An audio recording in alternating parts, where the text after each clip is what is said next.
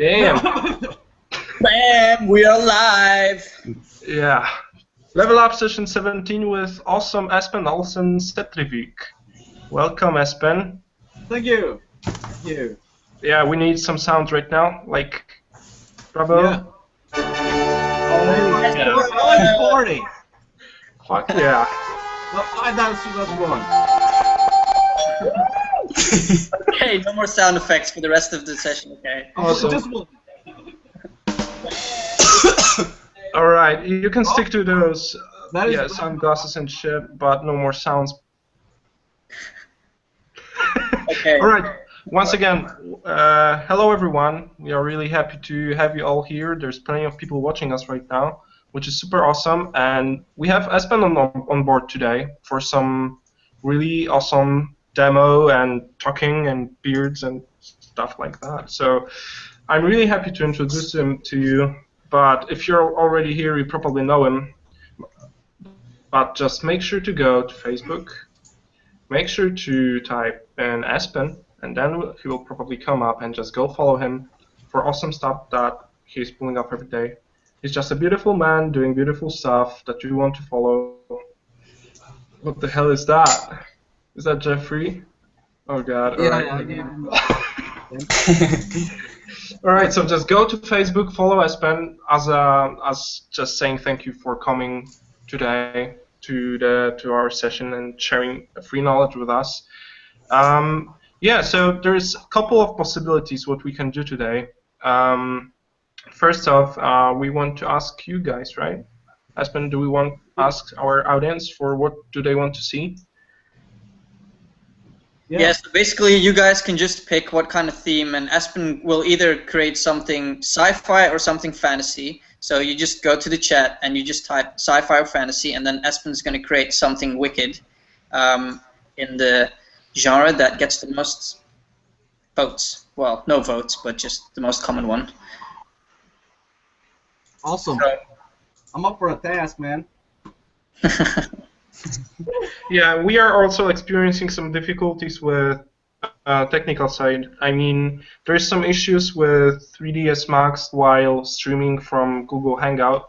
So Espen will try to show his 3D techniques, but we are not sure if we will be able to finish with that. We are hoping we will, so just cross your fingers for that stuff. But if it won't do any good, we will try to do something else, something as cool as Espen doing 3D on live. So yeah, all right. Just type in questions as well as the topic that Espen could pick up. Type in questions in the chat below the video, and we will try to answer them live. All right, Espen, there are some topics coming in. Holy shit. Yeah, plenty of that. Yeah. oh man, it's amazing. There's one called boobies. Oh, that's something different, right? Okay, are you guys counting? Because it's, I know Is that sci-fi. Just going so fast. I don't even know. nude Right, fantasy? let's just give it one more minute. Oh snap! Beards, and that's nice. Beard. Okay, so how about a fantasy sci-fi beard? That sounds awesome. And hide boobies somewhere, but do it subtle because we have like a children YouTube watching. will take it down.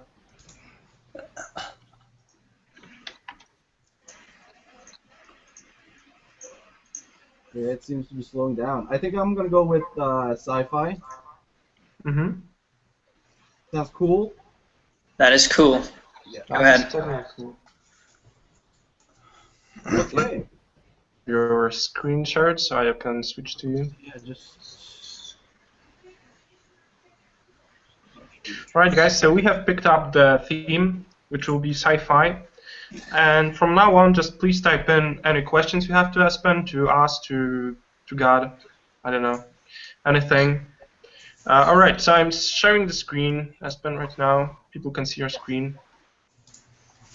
So this is a world machine, right? Yeah, I'm just thinking about making sort of the landscape for the 3D stuff first. I'm just using World Machine here. Just gonna make I don't know, a mountain and kind of have a valley or something. I All don't right. know. It's super easy to use and it's fun. Like something I always do when I play this. You can walk or drive. I just fly through the world. So basically, can you explain what the World Machine is to people? Because I don't think that much people know about it. But maybe you can just explain what it is.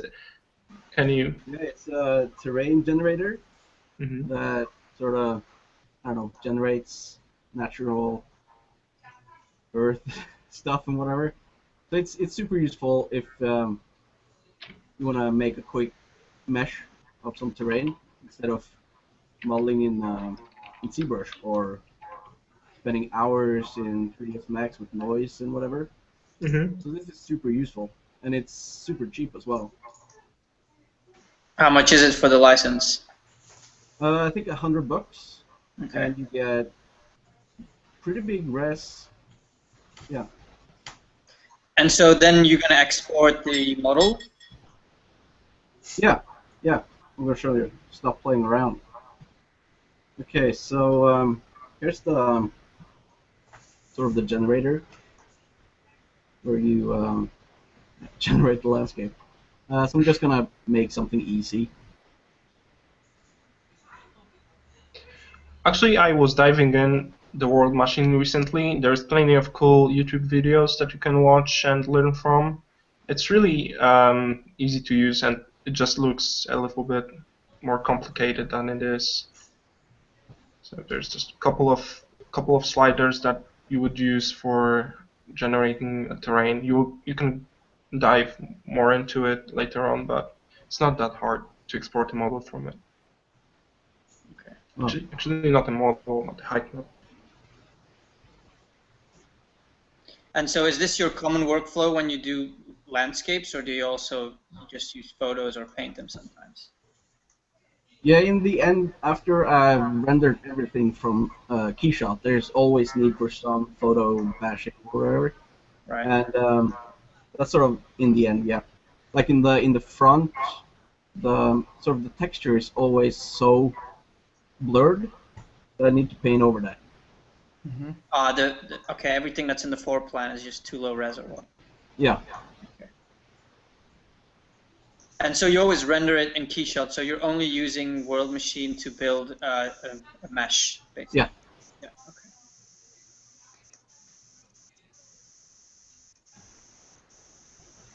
And it's sort of everything I know from like making World Machine stuff is from YouTube. Like I just search how do you sort of export the file, and I found out like that. So just use YouTube. And so, because you're saying you're doing it for terrain, but this is basically only mountains and valleys and stuff. It doesn't do any rivers or trees or anything like that? No, you can probably do that, but I haven't learned that much yet. Okay. You can simulate water, though. It will just fill in the lower parts of the terrain with water, right? You can set it to some kind of stuff, but I don't think it will export it as water. Yeah. You have to play around with different software. So you are moving the sliders and just looking at your preview in the top left corner, right? Yeah, I'm just playing around, seeing if I find something I like.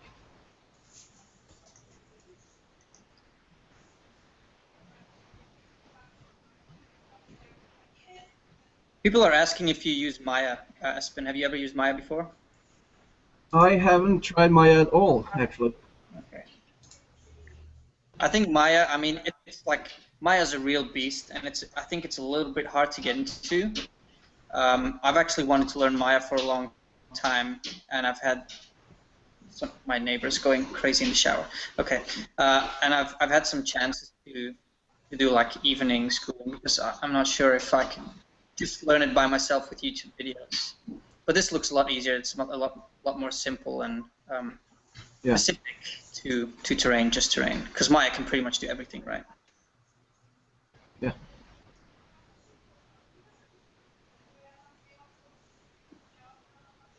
So guys, will you do any overpaints in the meantime? I will also try to pull something off as Yeah. you watch Espen doing his demo. Yeah, I've picked an overpaint here, so I'm gonna start working on that right now. All right, I will also pick something. And there's been a lot of amazing stuff again.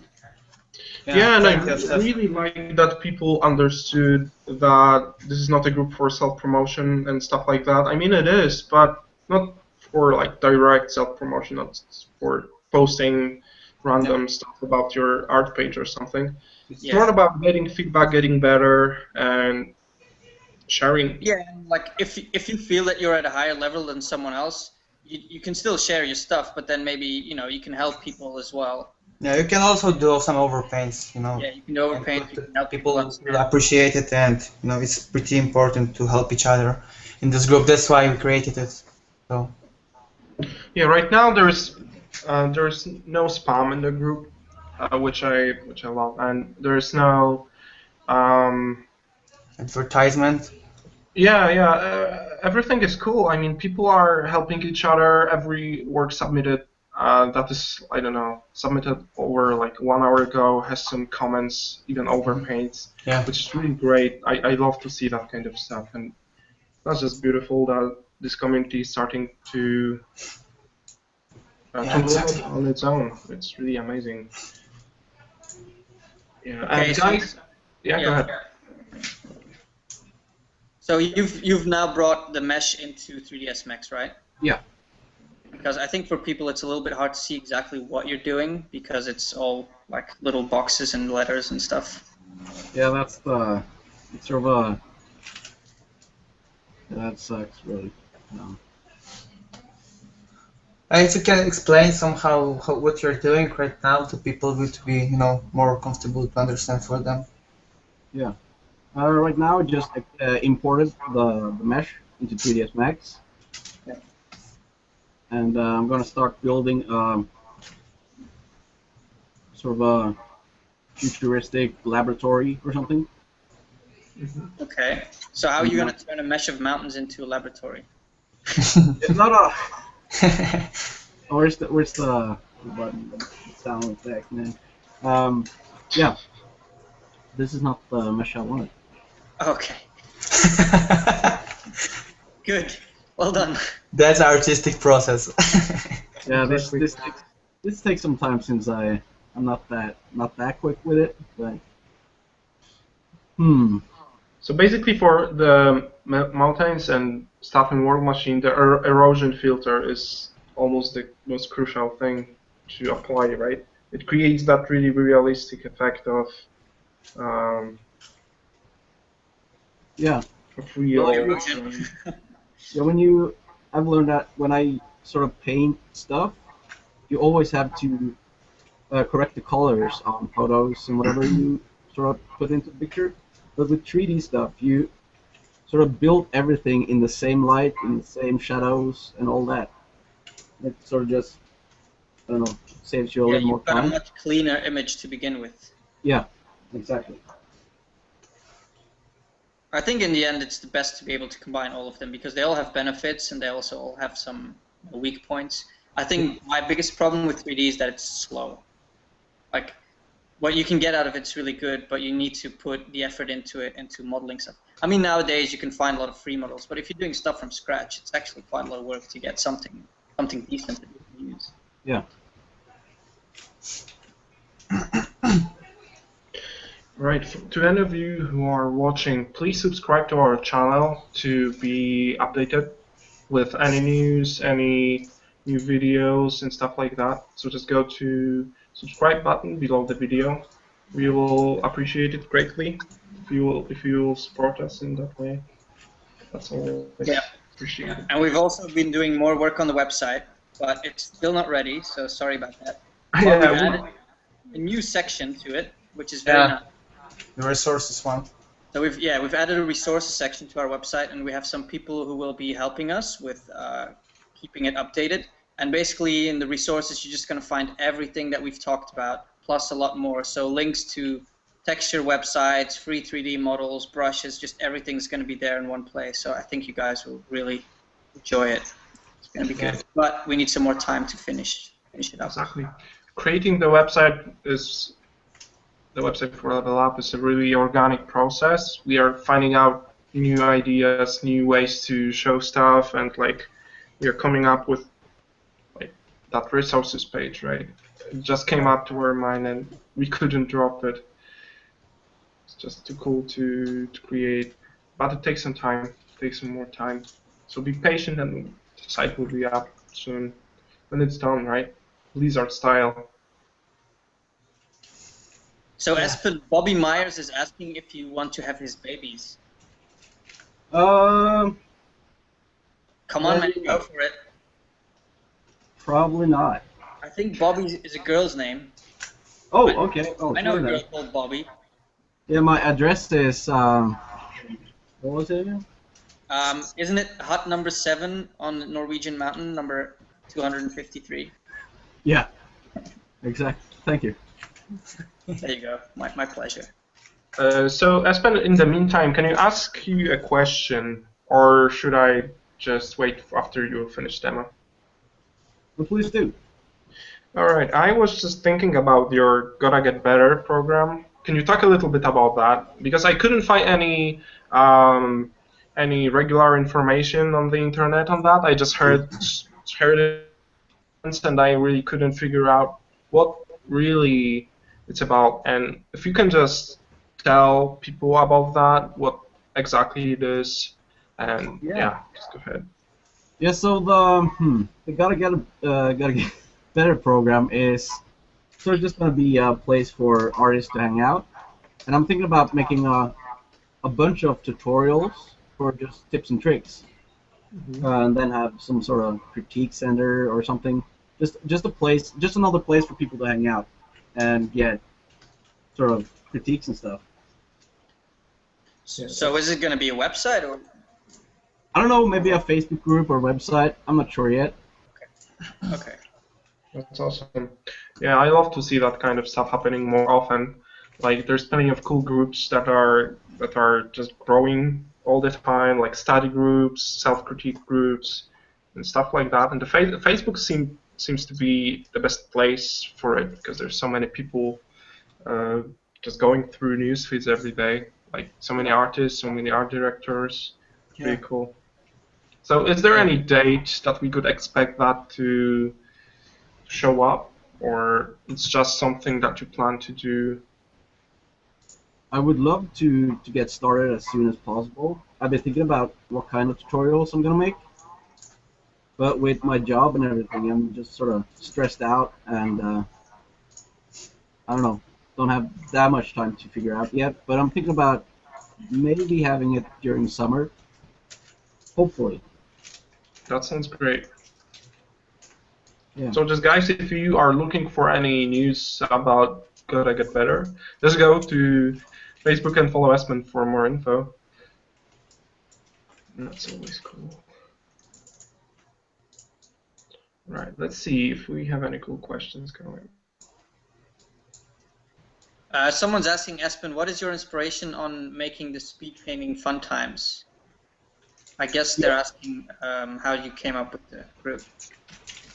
I really just, I've always been using photos in my speed paints, and I sort of just, I got nothing against speed paint. It's an awesome group, and I love to participate, but I just felt that it was kind of too restrictive, and sort of, why not just make another group for people that want to use photos and just So you just wanted to put some more freedom into the group, right? Yeah, exactly.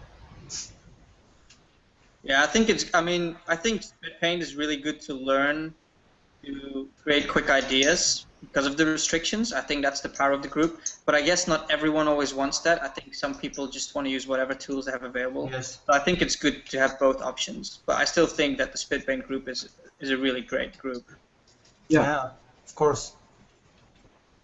So can you tell us a little bit about what you are doing right now? Is it Yeah, right now I just downloaded object file of light rifle from Halo 4.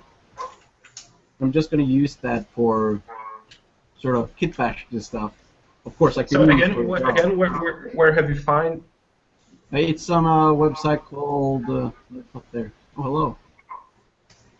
Hey man. If you just search for Forerunner OBG, I think the site's gonna come up. It's called.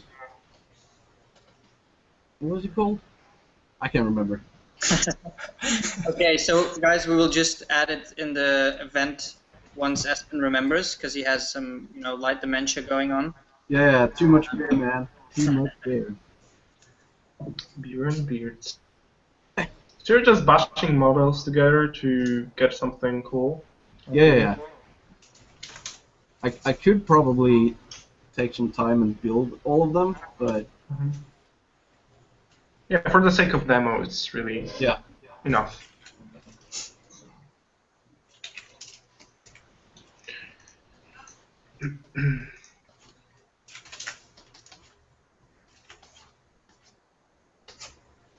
So this is a bit similar to the image that you posted a while ago with the sort of sci-fi harbor kind of thing, yeah. Okay. It's just so fun to do. Yeah. And in Keyshot, you could place the camera down here and just have I don't know, some sort of cool shot with the ocean in front or something. I don't know. Yeah, it's also like you can use a gun for a building. Yeah. Pretty awesome. It's the Forerunner design. It's pretty cool. People asking, Espen, what's your other job? My other job is to party. To party. So you're a bouncer. Yeah. Yeah. I do concept art for a studio called Arctus Entertainment in LA. I do freelance from Norway. They're That's cool. sort of the That's awesome. coolest guys I've ever known.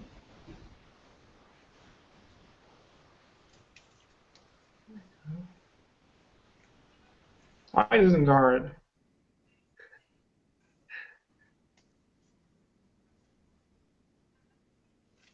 So someone's asking Espen, how did you guys get into this business? I mean, I guess this is a question to anyone, but it says it's been difficult for me balancing my day job, college, and then getting time to learn all of this art mumbo jumbo. You sort of like been kicking off more recently, like your career is starting. So how did you sort of break into getting work in the first place? Yeah, I think my first job was 5 years ago. I just did a bunch of illustrations for a Vietnamese company about gods, and up until that moment, I just painted. That's all I did. Paint, paint, paint. It's sort of sad because it's the only thing I do, but it got me where I'm now, so it's okay. And so how did you get from being in a Vietnamese company to working for a company in LA? Did that go through Facebook anyhow, like posting your work online, or how did that happen? Yeah, actually, just they saw my CG Hub portfolio. Yeah. And from there, it just sort of went my way. Okay, so again, online presence is very important. Yeah. Wojtek? Yeah? I thought you wanted to say something. No. I think No. I don't want to say I think I zoned out. Okay. Focused on the overpaintings. Jeffrey is asking, Espen, how much online OBGs you use versus the amount you make yourself? For work, I make everything. But for fun, I think about 90% just to test out stuff, really. Just to see how far my PC can take it. It's loading in polygons until it crashes. Yeah.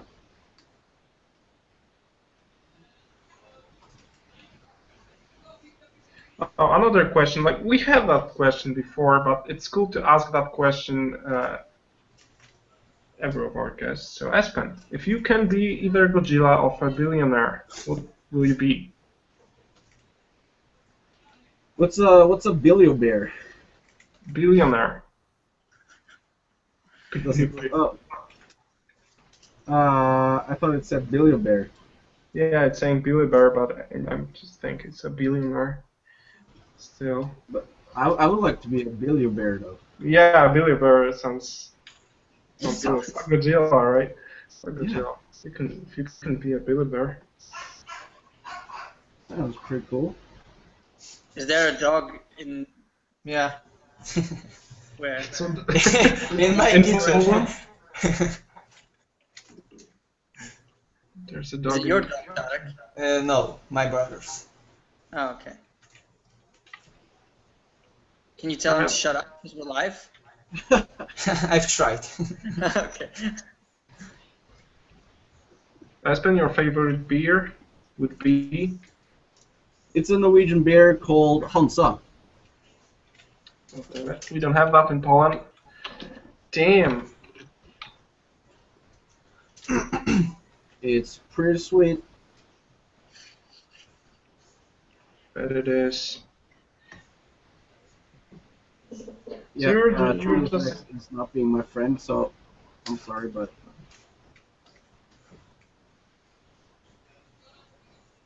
it's cool. Just like using my old computer again. Yeah, exactly. It starts to lag, right? Yeah. And so you're basically going to build the entire construction just from one mesh. Yeah. Okay. All right. Some people are asking about Genesis, so maybe while Espen is working, I will talk Yeah, go about ahead, man. Genesis. That was freaking cool.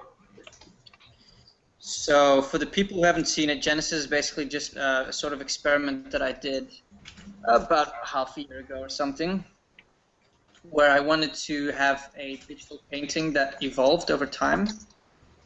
And so basically what I will share the link first for people who haven't actually seen it. It's a bit slow, but that was kind of the point. So you can scroll through it if you think it's too boring, although it's actually more enjoyable if you sort of watch it through. So let me just find it.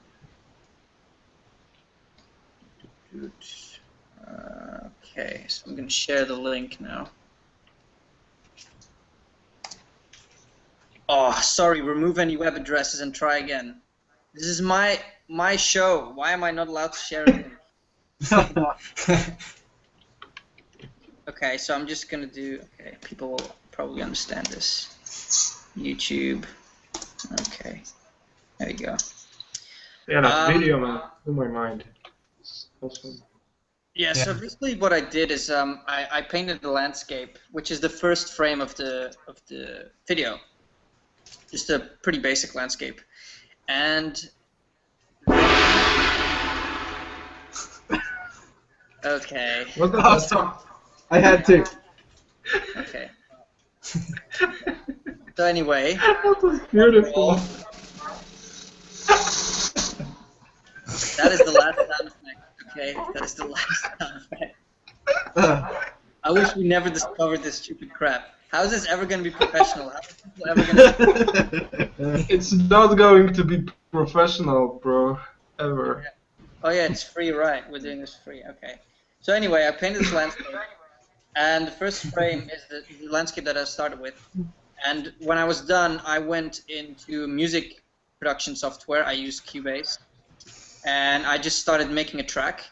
And I think my main inspiration for the track was the atmospheres from Skyrim, because when you walk around in Skyrim, I'm not talking about like Fusroda tracks and all that stuff, but just when you walk around in Skyrim you like go through forests and stuff, you hear like these atmospheric sounds. They're quite simple and like pads and organic pads and soundscapes and stuff. So I started experimenting with that, and I basically just created I think about 15 minutes of music, continuous music with that. It took me about 2 days, I think, like almost 2 full days to create that track. And then after that, I basically I started listening to the track and looking at the first image, so the first frame of the video. And I just listened to the track, I think like 5 or 6 times in a row, the whole thing. And I just basically started, I started writing down the sort of feelings that it gave to me, like what kind of landscapes I was seeing. So sometimes it got a little bit darker, sometimes it got a bit more happy. But with one thing, I thought like this should be nighttime, and so on and so on. So basically, I just wrote a list of the cues in the music that changed. And then I went back to the painting. So this is a few days later. Went back to the painting and then basically started repainting the same landscape for every change in music. So I painted it at night, I painted it when it was like foggy, I painted it at dawn, and so on and so on. And then the last step was basically to, someone's asking, the program I used was Cubase. Yeah, Cubase. It's from Steinberg. It's a pretty old school music generation software, or that's not the right word, music program. I forgot the right word. No, there's like a word for. I haven't been into it for long. Okay. Anyway, and so yeah, I basically painted all these different versions, and then I went into After Effects and started animating the transitions between them, which was quite tricky because I basically had to pan the skies and then sort of fade them into the sky of the next atmosphere. So that was a bit tricky, and you can sort of tell that it's just basically just panning forever. But when it goes really slow, it's not that disturbing. And yeah, that was actually most of the work. And then in the end, I was like, okay, I got a bit carried away, so I started adding like particles with a program called Particular. Well, it's not a program, it's a plugin in After Effects. Very cool, you can do very cool stuff with it. Started using some lens flares and stuff like that. Yes, a DAW, that's the word I was looking for. Cubase is a DAW. Okay, so that's the word I was looking for. Thank you, Alex and Steven. And yeah, that's pretty much it. And I have some ideas for a new one where I will, put some more work into it. It's not going to be anytime soon because it's a lot of work and it doesn't really gain me anything except for being fun. But I have a new idea for something similar, but this time I'm actually going to have like civilization growing as well. So I'm going to start with like, I don't know, a desert or something like that. And then slowly buildings will start growing as well, and then the buildings will get abandoned and overgrow and like do more like a longer cycle over time rather than just 1 day cycle. Yeah, so I guess that's all I can really say about that project. Sounds awesome, man. I'm really looking forward to that, seeing your next video about like evolving civilization. That's the that would be nice. Yeah, I don't know how I'm gonna do it yet because that's actually really hard. But I think if the video evolves slow enough, you can pretty much do anything. Like I think a lot of people who've watched Genesis from the beginning from the ending don't even notice a lot of stuff. For example, all the mountains erode in the video over time. If you go to the first frame and to the last frame, the rocks are actually smaller and more eroded. And the desert turns into a lake and then turns back into a desert, and small stuff like that. And I hid my face in the cloud somewhere. So fucked up, man. Yeah. It's like a really creepy face. So. Espen, so you are doing you did some lighting on the scene, or? Yeah, I just applied the V-Ray Sun just to see how it looked. Okay. So basically, it's just for a preview. You will render it out later on in Keyshot, right? Yeah. Okay. So there was a cool question to Espen. Let me just go and find it. Besides the techniques of the 3D program, Espen, what design principles are you thinking about when you are constructing the environment? Do you think about functionality or aesthetics? I don't know. I just do what feels cool. Still Great aesthetics. technical explanation. Yeah. Exactly. Yeah, So you trust your eye, trust your taste, and just do whatever feels good, right? yeah. And that's another thing, though. Like, I'm self-taught in everything, so I don't know any words for anything. I just do. Yeah, it's sometimes it's hard to explain the sort of feeling to people. Like, for example, like Yeah. you can talk about composition and values and all that stuff, but in the end, you still sort of just have to feel it, what feels Yeah, right and what exactly. feels balanced, and it's something. It's like a feeling for language, you know. Like, how do you explain that? It can be tricky to explain sometimes. It's just something that you have, and it takes experience to get to develop this more and more over time. But yeah. Most of the time, it comes with the experience and the hours you spend on it. The Yeah, same as from just colors. doing. Someone last time asked me about the colors and how I estimate them and all this stuff, and I wasn't that passive. I didn't think that I would be possible. It would be possible to explain it in the clear way because a lot of things are made from the feeling and what you really learn from the years, and it just apps from yourself.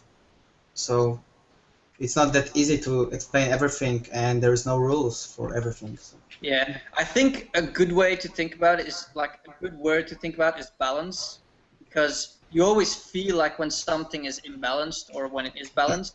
For example, Espen now is like he's scaling stuff up and down, and how do you know how big you scale something up or how big you scale something down? That's a feeling that you gotta have, like what feels balanced.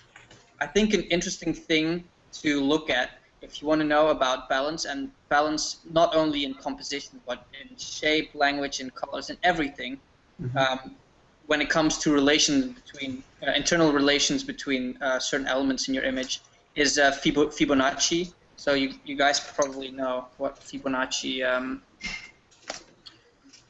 It's basically what the golden section, the golden ratio is based on Fibonacci, but it's a bit more than that. Like if you look at the Wikipedia page about Fibonacci number, it's quite mathematical, so it's a bit boring, but it's actually really interesting. And for example, if you look at architecture, like building designs, there are Fibonacci's everywhere. Like in every building is just stuffed with Fibonacci ratios.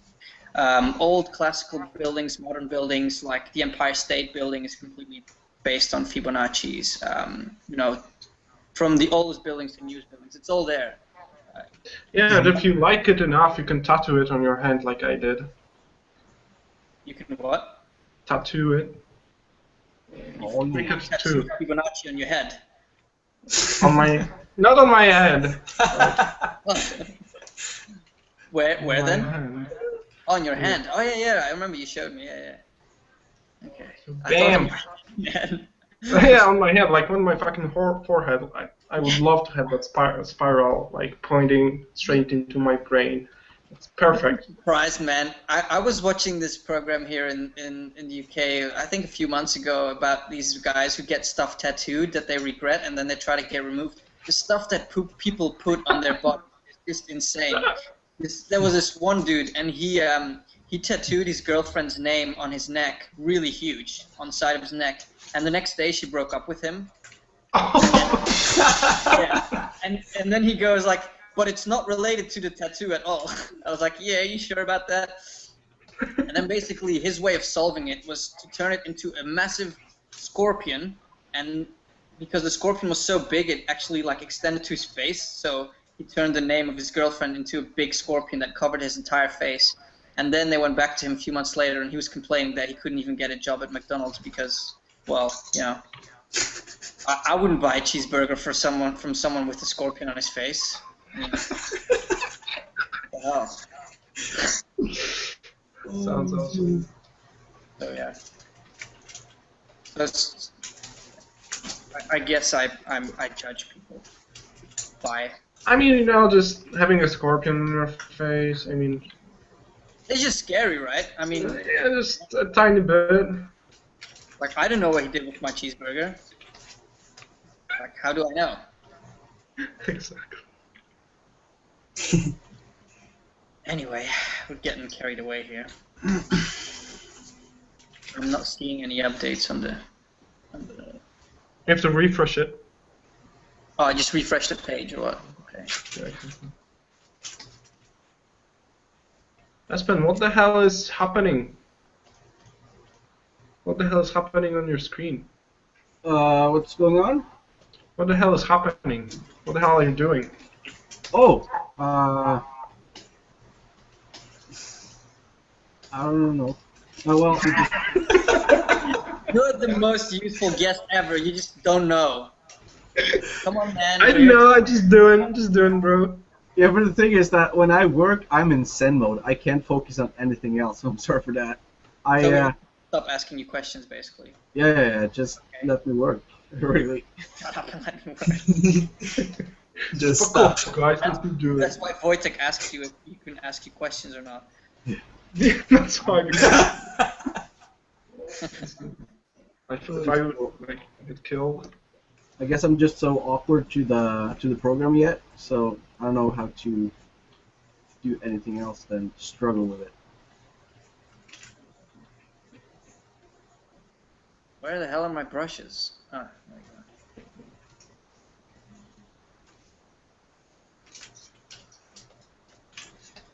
I'm doing a fun overpaint. Well, it's not really an overpaint, it's more like a repaint.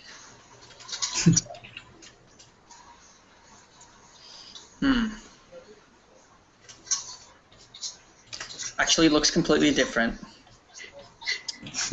Okay. Whatever. But maybe helpful, man. I don't know, I hope so.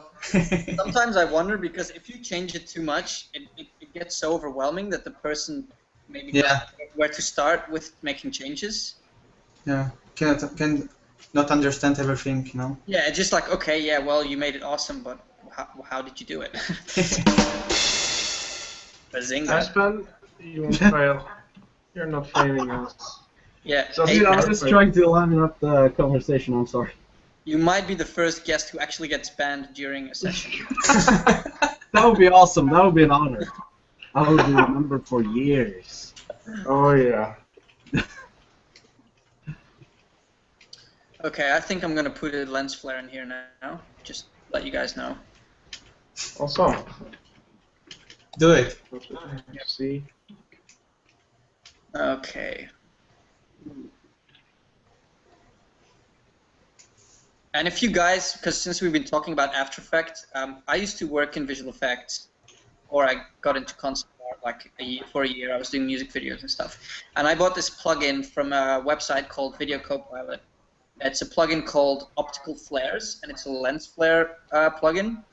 It only works in After Effects, but you can create your own lens flares. It's quite amazing. And then you can export them on a black background or transparent background, and you can use them in Photoshop. So I've basically created my own folder with my own flares. I have about 60 flares that I created myself, 60 different ones, and they're amazing. You can just drag and drop them into your image and then set the transfer mode to screen or something, and bam, it looks like J.J. Abrams made it himself. Instant J.J. Abrams or Michael Bay, right? Or Michael Bay, yeah. Oh man, that lens flare looks so sexy. This looks like an Andrew Wallen painting. Are you talking about the overpaint you're doing right now? Yes. Oh, damn it. Nice. Like in 15 minutes. Andrew Wallen quality in 15 No, minutes. I can never beat his quality, that talented bastard. Yeah. Of his Yeah. work. Yeah, Have you his seen work. his work from Oblivion? You probably did. Yeah. Yeah, it's amazing. Beautiful, so clean, so I don't know. It's awesome. Thought through, and the design is cool. The lighting.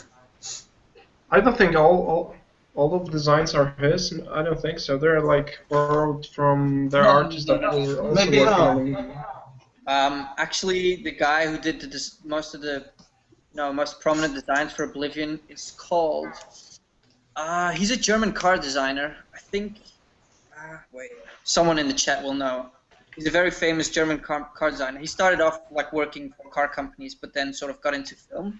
And I think he got launched after he did the light bikes or whatever they called for Tron. His designs are amazing. Actually, this should be added to the resources folder because his stuff is pretty amazing. Yeah. I forgot his name. I think. Wait, I'll just look it up quickly. Daniel Simon, yeah, Daniel Simon is his name. I will add that in the chat. Okay, I'm done with the overpaint. Pretty amazing stuff. Right, so Darek, I will switch to your screen so people can see what you did. Yeah, okay. So Espen, what are you doing? You're placing another... So, maybe can I discuss it in a minute? At first, Yeah, go ahead. it's Do it, man. Daniel Taylor, who sent me his work Darek, private. we cannot see your screen. Share your screen. Oh fuck. Okay. We Oh can my see God. your face with like mustache and Yeah. glasses. Is it the cat face?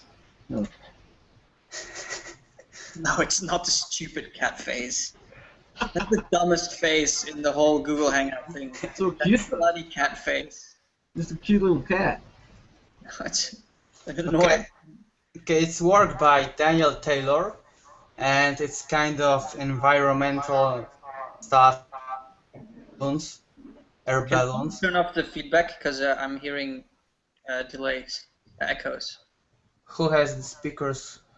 Alright, let me just turn the volume down a little bit. Sorry, guys. Okay. So, what I made on this one is here. I just left the same colors, you know, like it was on the previous version, but I wanted to make, as always, separation of the values and the planes, and put everything into together to just and very readable scene. So we have the same balloons, and maybe I will explain a bit more about the technique because people are always asking, and we just, you know, just show you the final stage. So at first, I had the balloons, and it was just a photo, and I just multiplied them and fit to the, you know, the shape from the Daniel version, and put some clipping mask to just fill the overall shapes. And the first one was just trying to fit the colors into the background with normal mode, and it wasn't cover. It didn't cover overall all the balloon design and the photo, because I wanted to, you know, to leave the same patterns and all the stuff. Didn't want to paint them all from the scratch, so I put it further with overlay. After it, I just made some, you know, just outlines of the normal layer with creating the solid effects. And after that, I put more work on the normal layer and normal painting over it. The same. And I got the final, you know, refined balloons. It's pretty easy to just achieve. Using clipping mask is very helpful, and you can, you know, you have more control over the shapes, and you can leave it clean and readable. And what I made about the water, I just prepared everything on the selections and the gradients to just fit every colors from the background to the water and the mountains, and the water was just custom shape I created last time. I can also provide the group with some link to creating them. It's pretty easy because you made them from the photos and create the path work for the Photoshop, and you can play around with the custom shapes on the way you really want. You can extend it, and it's a bit not. It doesn't lose that much quality because it looks like a vertex and works like a vertex, not like a pixels. And it gives you a lot of the freedom to create the shapes. You can also. What do you mean?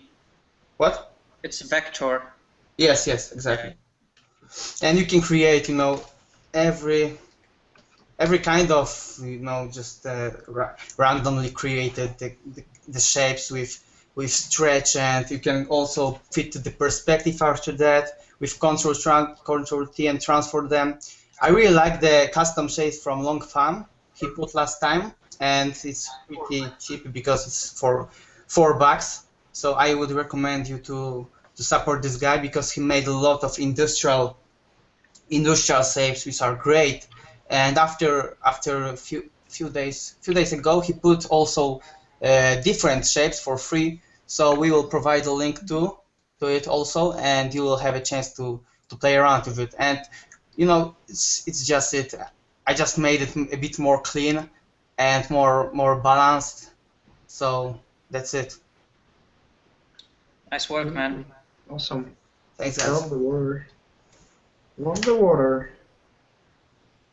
It's beautiful. Right. So actually, we are giving some time to Espen to just Go back to him. cancel his share screening because his computer is just not. Yeah, I think getting maybe we'll go faster if we don't share his screen for a little while. Yeah, I'm just gonna go into Keyshot now, and the computer slows down so much with the Hangouts up, so I'm just gonna close it. Yeah. Okay. Jonas, maybe you can just jump into your screen and you can describe your process while Espen will do his rendering. Can we do that? Okay.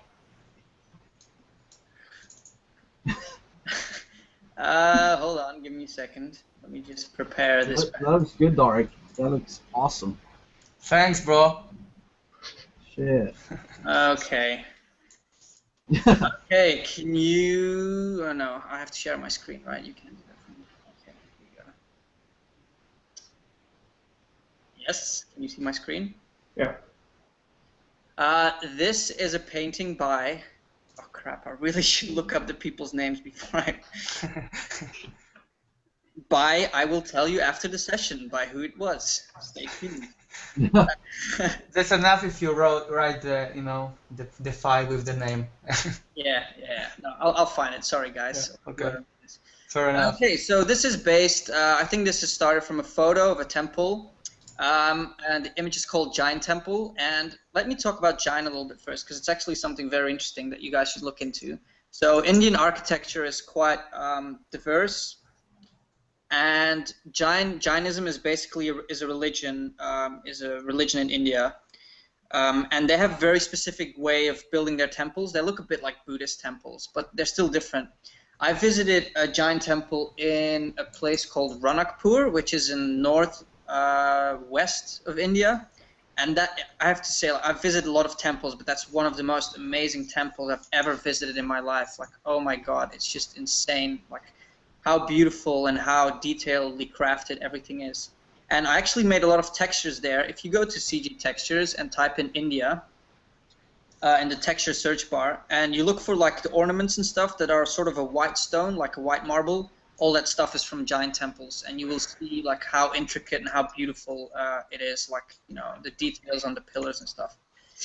Unfortunately, we can't really see much of that here because the person has painted over it and did some weird line work, which looks like it came out of SketchUp. I think maybe he tried to use SketchUp, and it's a bit of everything. And I think the main problem with this painting is there's no consistency in the techniques used, and there's bad values as well.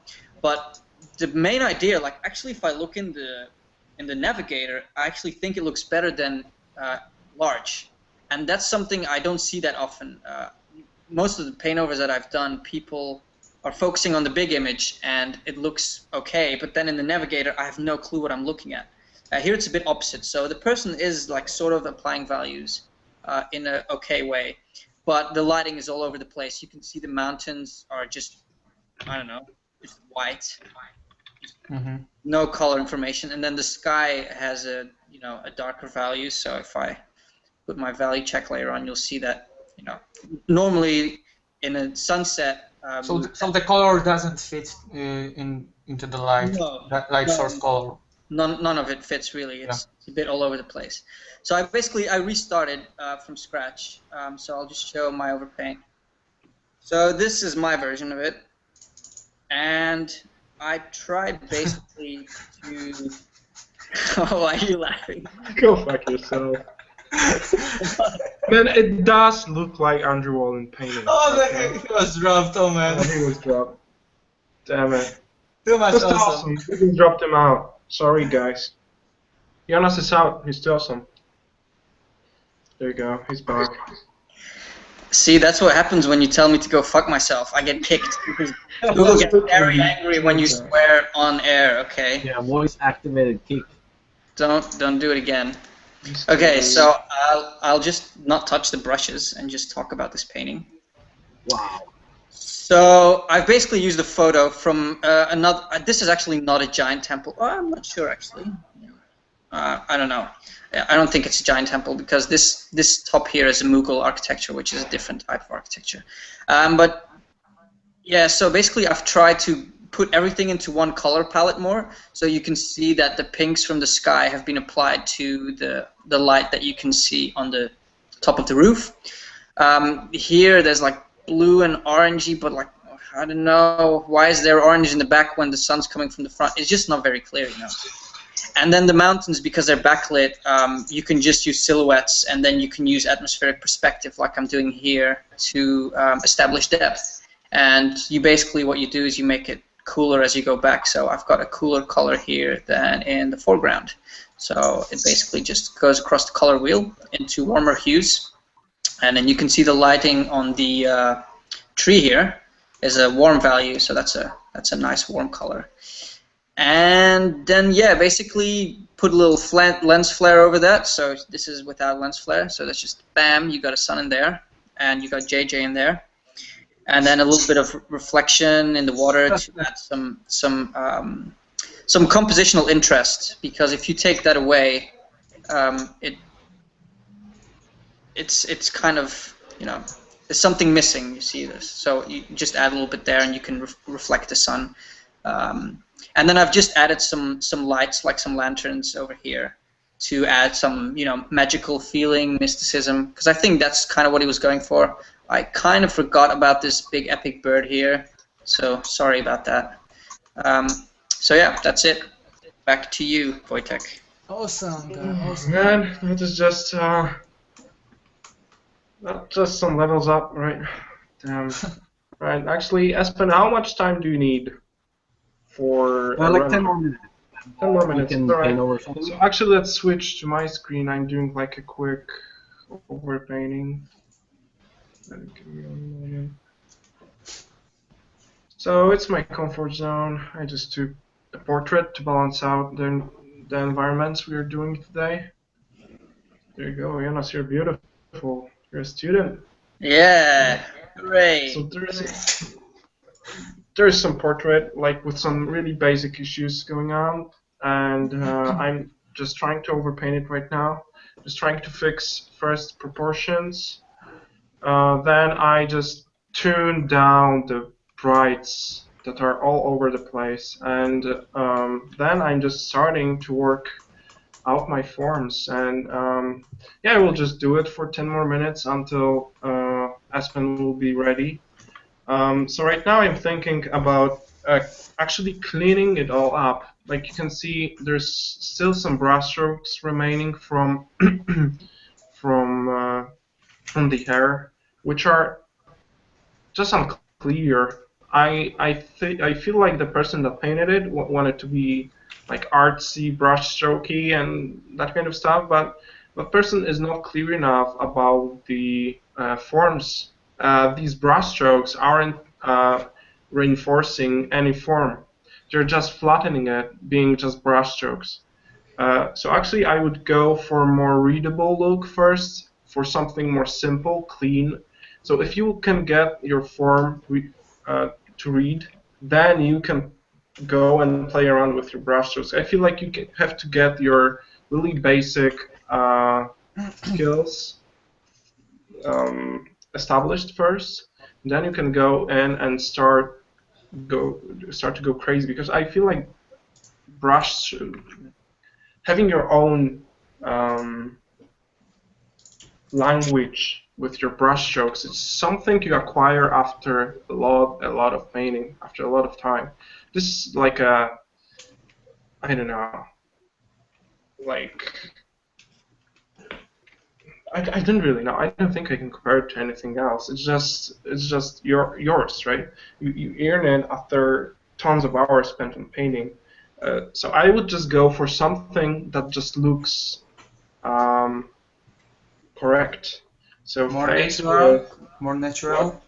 more Yeah, natural. natural. I mean correct. I mean just correct proportions, you know, because in here you just can tell that they're somewhere in there, Yeah. but still. Every shapes are floating. Yeah, exactly. And I'm still trying to fix it up, but without having a proper reference, it's a little bit hard. But I'm just trying to get into a ballpark with that. Establishing Yeah, like but the work, what your work with midtones is great, man. You yeah, I'm really just can, trying to you establish. really can feel that it's skin, you know. Yeah, because there's not so much contrast in the skin like in here. Here the skin goes from like from value, I don't know, 80% to like almost 10%. Like this is just too. The difference is just too big. You have to. I know. Just feel out the form. Of course, your values will depend on the environment that you're painting, that your subject is in. I don't know. I would just go for practicing painting basic forms, observing how the light is affecting basic structures like cubes, spheres, and stuff. Because it's all that. Like you can see in here, I'm putting a hard edge in here on her cheek because I know this is a round form that we paint. This is like a sphere that is merged with another sphere underneath. Like it's just coming from knowing what form you are painting right now. So basically, if I would paint that form, it would be something like that, and it would be something like that, and you know, I just know that there's something, the plane change in here that is big enough to put a hard edge in it. Because what hard edge is? Hard edge is the difference between two values, right? And it can be hard, it can be soft, it can be lost. It's just up to you. I mean, it's up to you to the point, because you can lose your edges, but you cannot lose them until you lose the form. You have to maintain your form to show your subject, because you know I can paint literally anything, but I cannot call it portrait until it's someone's face. I mean, you can be that artsy, but I don't think we are about that on Level Up. Wojtek, maybe we can share the link again to. There's this web page where you can have a sort of an interactive slider that makes a light turn around the face. Oh yeah, I shared it a while ago. You know, I should look for that. I don't remember. I think it's in the resources on your website. It's the ones that we're adding to the Level Up website. Because I found it there, somewhere in there. Because it's very handy. So basically, it's a website, and there's some pictures of faces, and you've got a slider which basically goes through a series of images that have been taken with the light in a different position, in a 360-degree circle around the face, and it really helps you see like the main shapes and features of a human face and how the lighting affects them. Because I think if you look at the original, from the original person, that's what you can see, that this person is not understanding. Because the way that the way that you read the forms is wrong, because form reading is all about value, and if the slightest change in value is actually a change in form or a change in three-dimensional shape. So it's very important to know what a face looks like in every lighting direction, that you know which value to apply. I don't know if you guys saw Jamma's latest spit paint with the what's called Battle Survivors or something. Yeah, yeah. There's another one of his epic paint. Well, he works in black and white, but what he does is, because the value that he picks is so accurate, you can just read the form and you read what it is, even though it's really rough and they're just, you know, crappy brush strokes, so to speak. But the value is just so spot on that you can you see the form. That's it. It's simplification and accurateness at the same time, you know. Yeah. Yeah, we'll try to include that link on our resources page, but as well we'll post it to an event page, so it will be easier for you to find it. Right, let me actually, I feel like it needs some light to put that character out from its environment, because it gets a little bit too consistent for me. No, I just like to rim light all the shit I paint. Sorry for that, I'm just stupid. So actually, what I picked up from James Zapata, he did a crazy good demo on Level Up recently. Just go to our YouTube channel and look for that. I will just, yeah. Yeah. Go ahead. No, I just said episode 10 for the people who want to know. It's episode number 10. Exactly. It's an episode 10, and what I will do to apply a quick light source right now, I will just do a black color dodge layer. Just turn the layer to color dodge and fill it with black. Get it right now, and I will take a big soft brush and paint with white. So what it does, it just burns out everything that's underneath. It's really important to have it on a black layer, because if it's just a regular layer like that, turn it to color dodge, it does weird things. It doesn't really affect the color that much that's underneath until you switch some sliders and stuff. Yeah, that's because there's no gray values. So actually what it's doing, it's the soft brush is going from white into alpha, into transparency. And when you're painting on a black layer, it's going from white to grays. And it's those grays with the color dodge mode that give you the nice kind of tones that you want. So yeah, always use the black layer. So that's the scientific side of it. Not very scientific, but All right, I'm not worrying about the edges I'm creating right now. I'm just painting it the light I want to see, and just feel like I want some harder light source. I'm rendering the piece now. It's at 10%, so soon we will paint it. Okay, so how fast does it go? It's been 2 minutes now, so another. Okay, that's cool. That's cool. Yeah. That's enough. Yeah. So right now I'm applying a light based what I know about the planes on the face. Right. I'm just applying it as it would hit from that direction. Not really that direction. Yeah. So right now I take a harder brush and switch it to black, and just paint in with black where I want a harder edge to appear. clean up that bad boy. Yeah, just get rid of the light you don't want on that piece. I mean, it still needs tons of refining and building up the form, but it's a really quick way to get a strong, somewhat believable light source on anything you paint. I mean, it's flat right now. It needs a lot of adjustments. But yeah, basically, I would go with a soft brush back and just. So basically, what you just do is you create a soft. Some people have missed it. You just create a soft brush on a black layer that's set to color dodge, and then with white you can paint light, and with black you can paint light away again. That's pretty much. Yeah, exactly. I'm thinking about the form right now. Just putting stronger light where the form is set towards the light source. Where it's turning away, I'm just getting there with soft brush and getting rid of the light, depending on the roundness of the form. So actually, I will just merge it, go to liquify. I see some issues with proportions and stuff. Yeah, it's not my regular workflow. It's like just playing around with different stuff.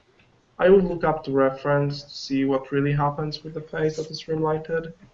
I wouldn't improvise that much. I mean, I can, but still I want to get as accurate as possible, and the references are helping me with that.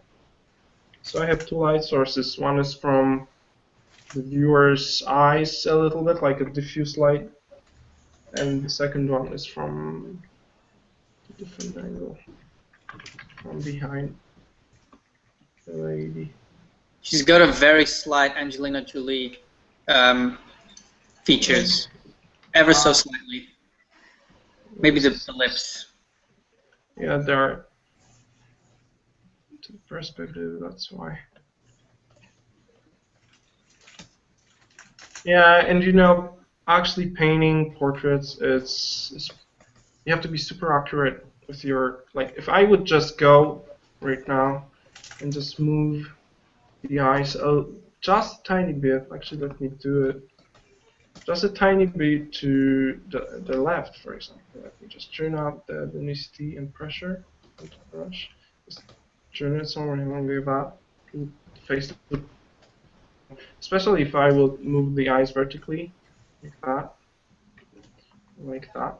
Just a tiny bit, it changes everything. So it's super accurate to practice as much as possible to get that feeling with the proportions. So you're getting really fluent, and your eye is trained to not only see a correct proportions, but actually to apply it and create believable faces. I would recommend going and looking for a Riley technique, Frank Riley. His construction of the face is really sorry, my voice is going down. I'm not really talking that much to people during the week because I sit all day. And just, you know, once a week I talk to the computer, which is not very healthy. I do not talk to It was people. good. I used to, whenever I'm out hiking, I used to talk to trees, just hear their stories. Hey, that's wrong, man. Plants need love too. It's okay. Plants need love too. Actually, there's a lot of theories that talking to your plants will help them grow. Like, plants need love, man. Whoa. Yeah. No, there's actually entire theories about that you have to talk to plants. I heard about pretty that. cool. I mean, hugging trees, isn't that like another theory? No, tree hugger is something else. That's more of like a, you know, derogatory term for people who are a little bit too green-minded. I'm pretty green though. Yeah. The only plant I have is plastic. What? The only plant I have is a plastic plant. Oh, that's so Yeah. sad. What kind of plant is it? It's a little green one. No kidding. Yeah, it's just green. I thought it was purple or blue. Can it be that color? Yeah, definitely in Norway. You guys got Yes. crazy shit up there. So how is the render going? It's at 44%, so another 8 minutes. Yeah, and to Alonso and Augusto, who are asking about me coming to South America, I'm actually doing a workshop in Mexico in, I think, July. I'm not sure, I have to check. So it's not really South America, but it's Central America. So if you can go to Mexico City in, is it June? In June, then yeah, do it. It's called Illustration, but I will share more information about it at another time. Hallucination? Illustration, it's like a cool way of blending the word nation and illustration. So it's I thought it was the blending of words hallucination and illustration or something. Well, it could be possible. I mean, they eat a lot of mushrooms down there. Yeah, so it's shrooms and paint. Yeah. Everybody like it's shrooms and paint. We could go to South America right now. Who's going to South America? We could do it right now. Yeah, we could do it. Yeah. Check this out. Check this out.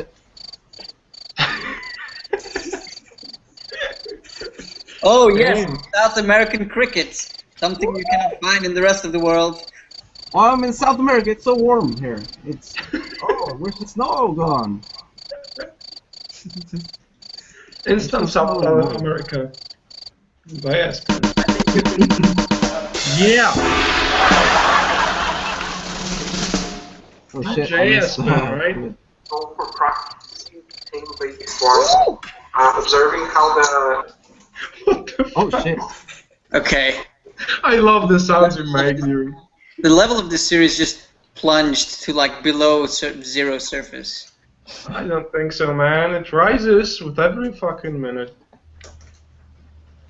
Don't you think? Yes, I agree. I Beautiful. agree. You're bittersweet right now. Go render, go. I don't know what to paint anymore. It's at 6%. I'm trying to paint an eye in here. Painting an eye. You know, and actually people are asking me a lot about my brushes. I use one brush. Sorry. Bam, Nothing the special. master. What? You're the master. You only use one brush. Damn it. One brush, bro. Yeah, so exactly it's the brush is called Lannister and it's from the Shadi set. 10 brushes that I have in here are from Shadi set. Just go for it, and this is the brush I use for my portrait work and like illustration stuff. All the other brushes are for blending photos more, or just achieving different textures. And Wait, you have like 300 brushes for blending photos. yeah, you know. Soft round brush for that. What? I only use a soft round brush for blending photos. Yeah, you can do that, but actually, I use it in a different manner everywhere. Right? So remember, guys, there is no brush. It's all an illusion. Yeah, there's no brush. Look. There's actually no brush. fucking But the brush. chalk brush is crisp. There's no such thing. Exactly. It's an illusion. I'm painting with my finger.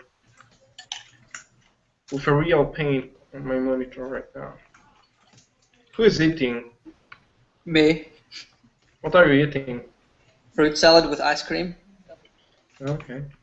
Sounds legit. And a little bit of vodka. A little bit of vodka. There's actually a little bit of vodka here. I'm not joking. What the fuck? Oh, hell yeah. Dude, it's really good. Ice cream with a little bit of vodka. I know it. Just like 2 shots. That's all. Nice. Darek is like... he wants to taste it. Right? I know Don't the taste, man. I know how it tastes. I bet you do. Go for it. Where is the render, Espen? And so, guys, I'm so sorry. It's at 75% now. It's 75. Okay. When Espen is done, we're actually gonna the Level Up team is gonna work on his painting. So we're gonna do like a collaboration painting, just because it's going to be so epic. Yeah. I think you guys will love it. And then when it's all done and polished, we'll post it. Yeah, I just, like, for the piece, I just have to explain so that, you know, it's like a super enormous, humongous, very big structure in the back. So that needs to be behind the, yeah, you'll see it when you get it. It's at 80%. Here we go, come on now, Keisha. Come on, Kisha. Let's go, Keisha, let's go. You can do it. Come on, Keisha, let's go, Keisha, let's go. Let's go, Keisha. Shut up. I think 50 people just left. I think 15 Yeah. people just joined. Yeah. Yeah. What's that applause in the background? It must go to YouTube.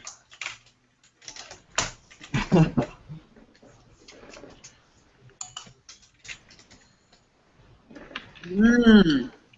Vodka. God damn it. Damn you, man. So, Darek, are you doing another overpaint? Yeah. Any of you played The Witcher 2? Briefly, I love The Witcher, but I haven't played through 2 yet, actually. Damn it, It's man. Polish, right? What? It's a Polish game. Fuck yeah, it's a Polish game. Yeah, man.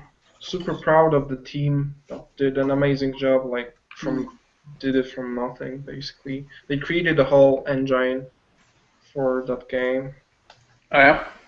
Yeah, I mean, not for the first one, but for the second one, they created Red Engine, and they did, like, everything from scratch.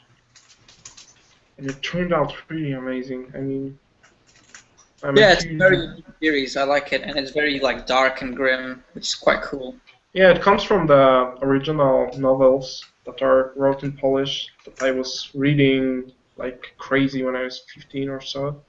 I have to reread it though. So the series is basically based on the characters from the novel, like Geralt and. Yeah, I just finished it yesterday. So it's a fantasy series, or? Yeah. It's a exact same world. Like, they did such an amazing job of transferring the world into the game. It's like everyone was imagining it, you know, while reading the book, which is awesome accomplishment from the team. Yeah, so. Yeah, I'm looking forward to number 3. I got the wallpaper as my background. Yeah, it feels like, you know, because the second part of The Witcher was really, the plot was really based in politics and like you were defending kings and shit. Oh, you have it. So where do you want me to send it? Let's show it to the people first. Yeah. Just ignore the viewers and just send that stuff through. Right, Espen, we can see your beauty face right now, so just share your screen. By the way, that's a really creepy picture. Like, yeah. I feel like I'm constantly doing something wrong. Like, you're looking at me like, dude, what are you...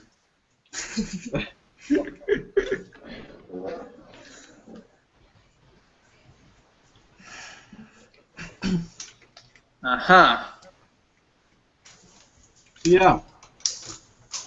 So can you explain a little bit about how you render water in Keyshot? Because I think not everyone knows how you do that. Because I don't think there's a material for water, is there? No, you can have a sort of a transparent stuff, but I use a normal map. Okay. I just have a plane in 3ds Max. I apply the normal map, and it sort of bumps. Oh, he got kicked. And then he bumps. No, he got kicked. Dark, you look hilarious right now. Just freaking hilarious. Right, let's wait for Espen to. Should I send him a message on Facebook? Just.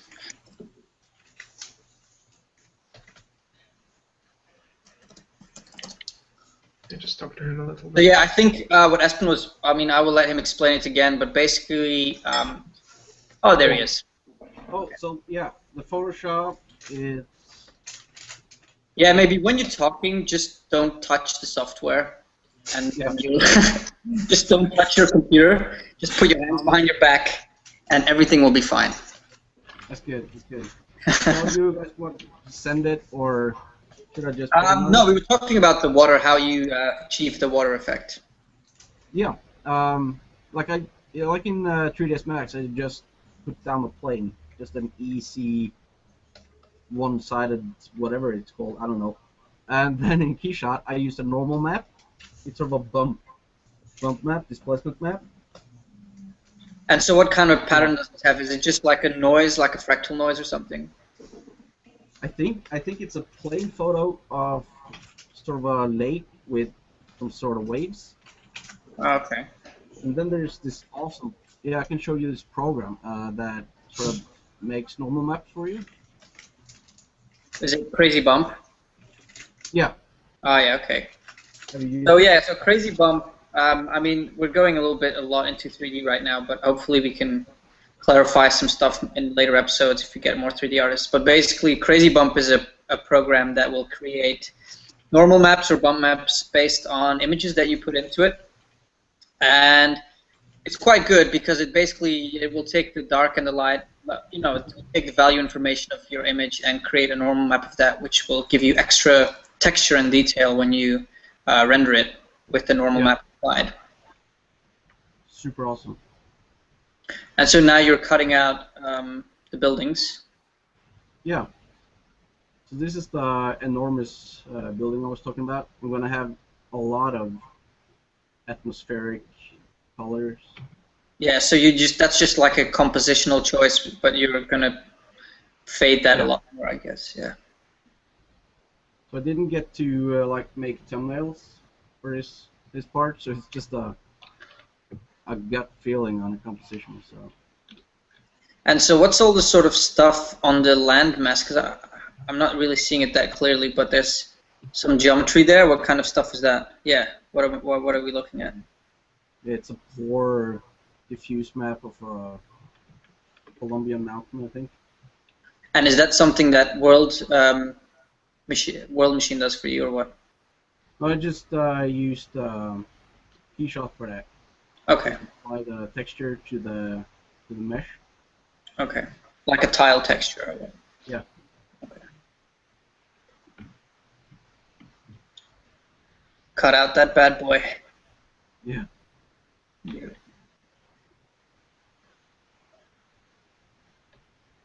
And so why exactly are you creating a mask on an empty layer right now?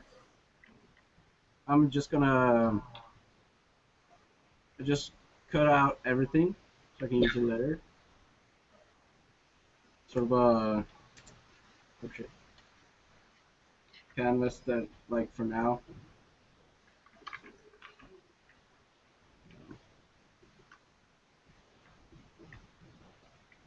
I could just go like that. Ah, okay. Nice. Yeah. I missed the spot. Damn you.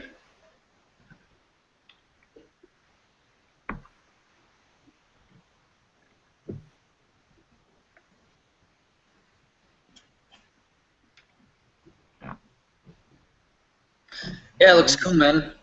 And so any ideas what to do with it now? Like, where would you take it from this? I'm just going to add a lot of atmosphere, really. Yeah.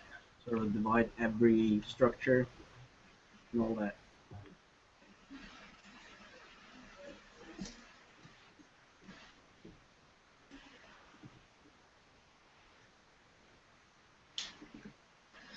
And there's actually, for if you want to create normal maps or bump maps, people, there's a few other options. So there's Crazy Bump, then there's a plugin, and this one is free. I don't think Crazy Bump isn't free, right? It's pretty cheap, but it's not free. Yeah, I use a trial. Yeah. And then there's one from NVIDIA, which actually works directly in Photoshop, which is called, I think, NVIDIA Normal Map Filter or something like that. You can just find it if you type NVIDIA Normal Map in Google. And then there's another one called N2, I always forget the name of this. It's like NDO2. And in my personal experience, that's actually the best one. But it's also the slowest, and I think the most expensive. I used it on a job, so I don't actually own it. But that's a very good one to generate normal maps from images. But the best way to do it, actually, is to create scans of your images. And it's a little bit complicated, but you can actually scan objects that you own in your house with your own camera, and then use a scanning software. There's a bunch out there. I'll have a look at adding it. So you just take pictures of an object, like let's say like a cup or something, from different angles with your camera, and you can actually generate the 3D geometry. And then from the geometry, once you have the geometry, you can obviously you can export a normal map because the geometry data is there. So you actually have the real data of that object. I guess a cup's not the best example for a normal map. Maybe, let's say, a brick wall or something is a perfect example because that's quite flat, but actually has a lot of relief. And so yeah, you can use that. But I will add some links. And then on CG Textures, there's actually a nice tutorial also about how to use the normal map filter from NVIDIA to enhance your normal maps. And let me just find the link here. There's some tricks in Photoshop that you can do to make your generated normal.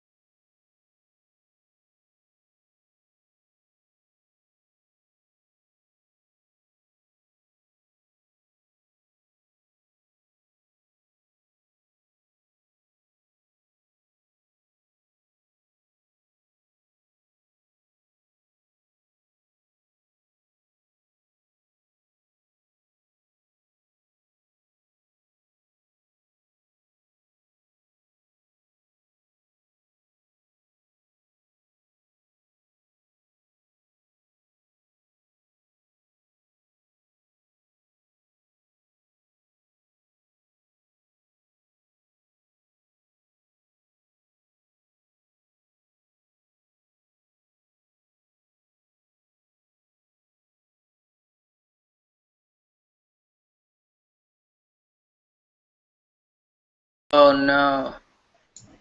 What's up? Something went wrong. Sorry, I was just dropped. Oh, you were dropped. Okay, so everything I just said, not recorded. I think it was recorded. Let me see. No. Ah, damn it. Oh, now we got to do that whole explanation again. I mean, Oh God. it was good before you said wall brick wall. Oh, brick wall. Okay. Yeah, that's the last thing I said. Let's say that.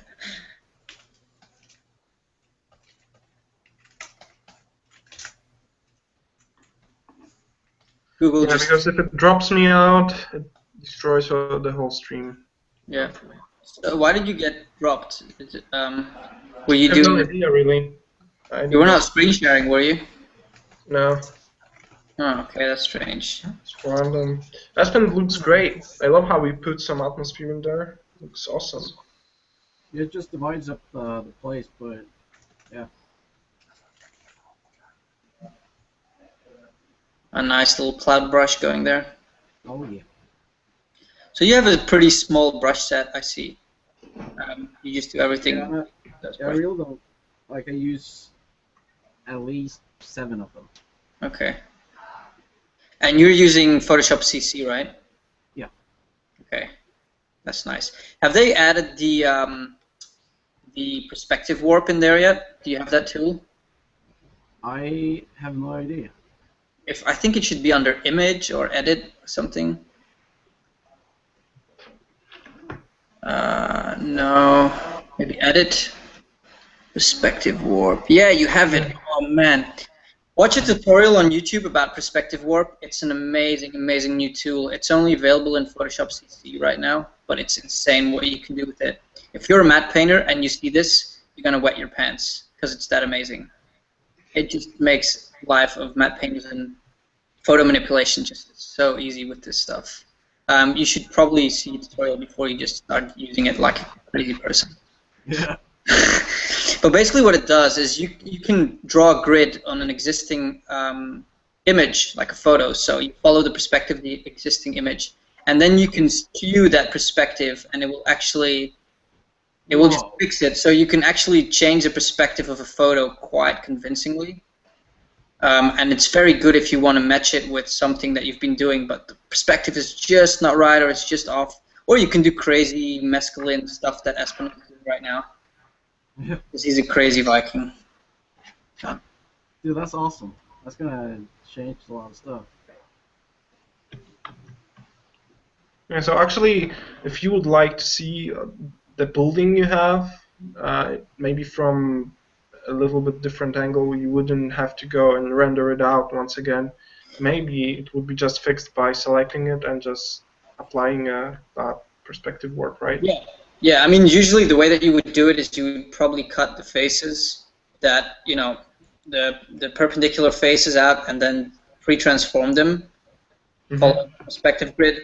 But the problem is if you have a lot of fine detail, it's a little bit hard, you know, it's never perfect. It works on big sci-fi buildings, but if you're doing like a Gothic building, it's never going to be perfect because you have so many little edges and details. It's always going to look warped, you know. But with I don't know what kind of black magic Adobe does in the background, but the perspective warp tool, like I don't know, it just works. It's amazing. So yeah, I'm gonna have to get Photoshop CC for that, I think. Free advertising. Yeah, well, we can advertise Photoshop. I think it's fair. I mean, we use it every day. Photoshop. Yeah. True.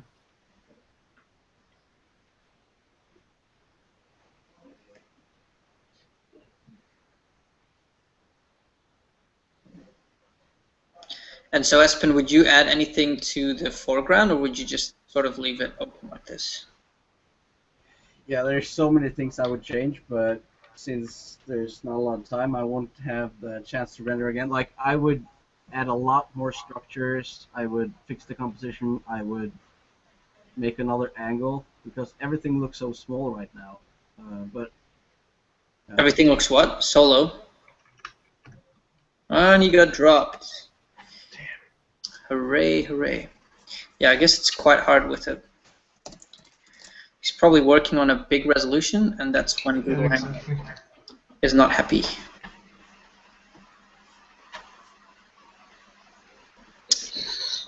Okay, so let's answer some questions while we wait for Espen to return. Dave Kai says, "Hey, Jonas and Wojtek, I have a few questions." And that's it. Okay. Well, then please type them. Frode Kvalsund. Wow, that must be something Norwegian. How do we get the setup you have in PS with the brushes at the bottom? I will share it. Please give me time. I'm working with Sergey to get some special stuff in there. Yeah, I just had a long conversation with myself. Cool. That's not sad at all. That was yeah. The first guest to do that.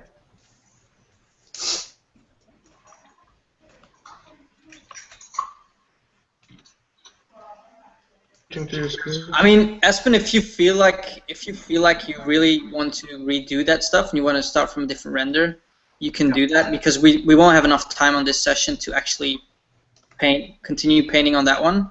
Yeah. Because we're already 1 hour and 40 minutes in almost. Yeah. So maybe if you want,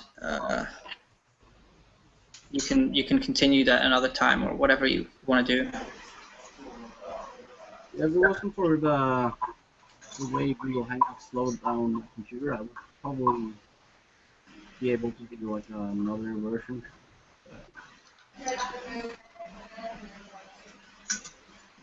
Because right now we cannot see anything, so that's not good. Yeah, Espen, can you share your screen? Oh yeah, I forgot about that. Yeah, and so you're probably working in a large resolution, so maybe you wanna scale it down a little bit, less likely to get kicked. It's just 2K though, but I can check it out. 2000. Or it's also really big brushes. If you use like a really huge brown brush, you can get kicked as well. Yeah, I use it for atmosphere, so that explains it. Why doesn't Wojtek get fancy glasses? Because he has such beautiful, beautiful deep blue eyes. What the fuck? Oh my god. That's so wrong. Okay, I will do some classes then. It's not. If that's the like reason. That's the worst Question reason. for Wojtek again. Do you start your face painting with a block-in of the silhouette with midtones? Or I think maybe asking, do you start with the block-in or the silhouette, or with midtones? I'm not sure. It depends, you know. Actually, I tend to start with a silhouette, which I'm painting in roughly the main color I want. Maybe just in a shadow color, you know, just something that stands out so I can just focus on the shape. Yeah. But I often go for a really soft look in my painting, so I don't worry that much about my silhouette because it tends to be blurred anyway later on. So with my portrait portrait work, I just go with more blocking first. So I'm just trying to get a look on my picture that is similar to the look when you, for example, look at your reference and you squint. If Yes. you're making your eyes squint, you can just see everything is just blurry and dimmed a little bit. So basically, that's the look that I'm trying to achieve with my first 10 minutes of painting. I'm just trying to get a thumbnail to read, to get like believable light, believable color, and no details, and sometimes not even that much of edge work.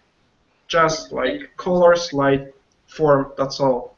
And then I go in and sharpen just a couple of edges, just trying to bring back the form, just trying to get back with like some harder edges to pronounce the important anatomy features, just pronounce like, I don't know, the cheek, the nose, stuff like that. So yeah, I'm just trying to go as much, yeah, just not as much with, I'm not starting with hard edges, I'm starting with soft edges. I'm trying to get like, I'm wording it in an opposite way to many people. I'm just trying to get really soft, blurred look at first and apply hard edges only where I need them to be. I tend to use that technique a lot, and I find it really cool for portraiture, which gives it a little bit more impressionistic look, a little bit more, I don't know, it's just different. It's just my personal taste. You don't have to do that. It's just something different. You can paint a beautiful portrait with a lot of hard edges. I'm pretty sure of that. It's just a different approach. Different style, right? Yeah, just artistic choice, right? Yeah, exactly. I mean, like I think if you're doing environments or anything like that, it's completely different because a silhouette is not that important in portrait. Definitely not if you're doing frontal, because Exactly. features are in the face. Maybe if you're doing like a side view, it's different. But like if you're working with silhouette and hard edges and lasso painting and stuff, it's more of an environment kind of thing because then you need big shapes to read.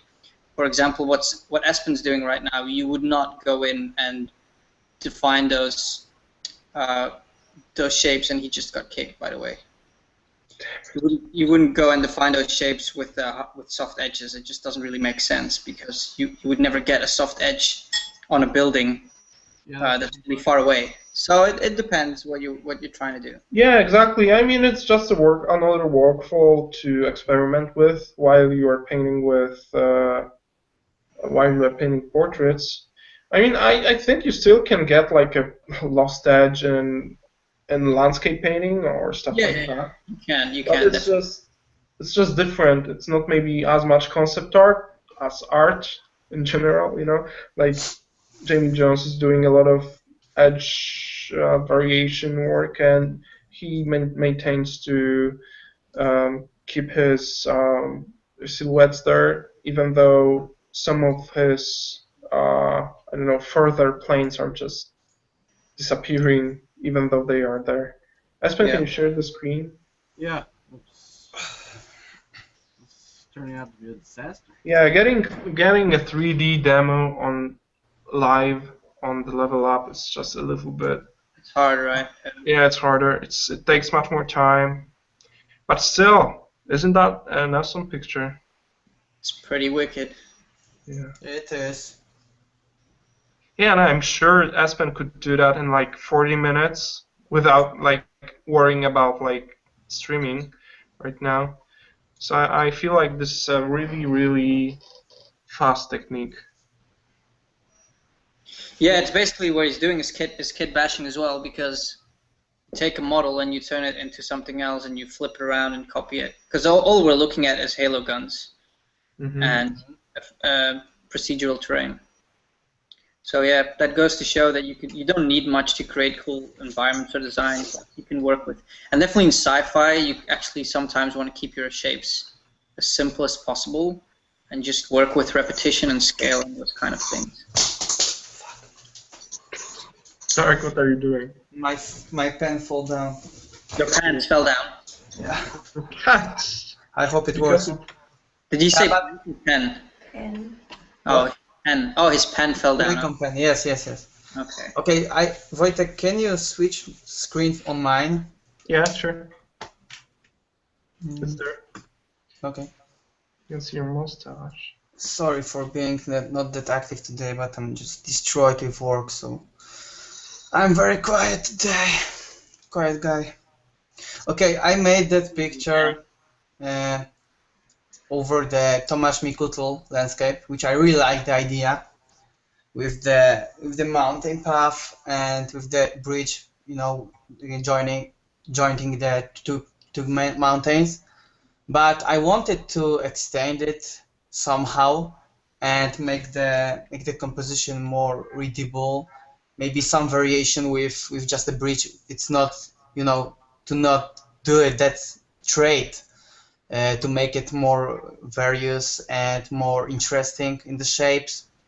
So what I did is just pulling that foreground mountain a bit more in the foreground to make it even bigger and make the perspective a bit cut off to just point out that mountain which is in the background.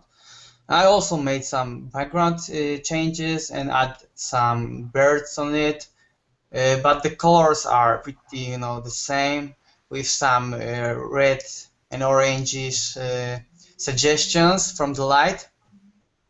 And yeah, I think it's only about the correcting the perspective and the composition, which works better in that a bit more stretched canvas right now, I think. Yeah, it was a bit too claustrophobic. Yes.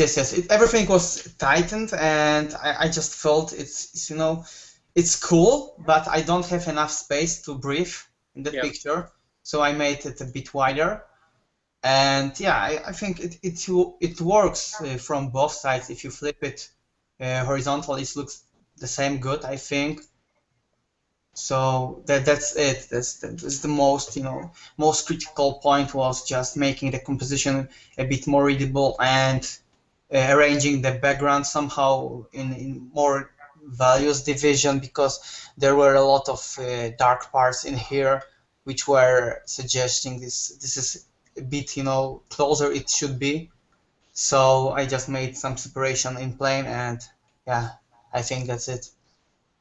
Yeah, and I think also adding more scale differences will give you more dynamic composition. For example, Darek, close-up birds, far-away birds, put the bridge more in perspective, because otherwise you get a very parallel projection kind of look. And it can be cool if it's done right, but it's very easy for it to get a little bit boring. Yeah, very good point, Jonas. Someone asked me last time, how to achieve the depth not only with values and the separation of planes, how to make it. I said it's also about the perspective, but the perspective which is pointed into the items or the things which are going on the scene, like the sticks and bridge that can have some wooden parts, and if you make it a bit in the distance, it's already add the depth to the picture, and you can just variate it somehow with a value after that. But it's really easy to manage the depth with also the perspective, not only values, which are I think that's the most important values, but the perspective would really work for the overall depth in the picture too. Yeah, and they work hand in hand, like if we look at what Espen's been doing, because he's been using the same shape, repeating the same shape, we know we can, our eyes are very good at reading replications of shapes, and it tells us about the scale. So if we see the relation in scale to each other and then the relation in value change, we know exactly what the distance is between those two objects, and that's what really helps you sell.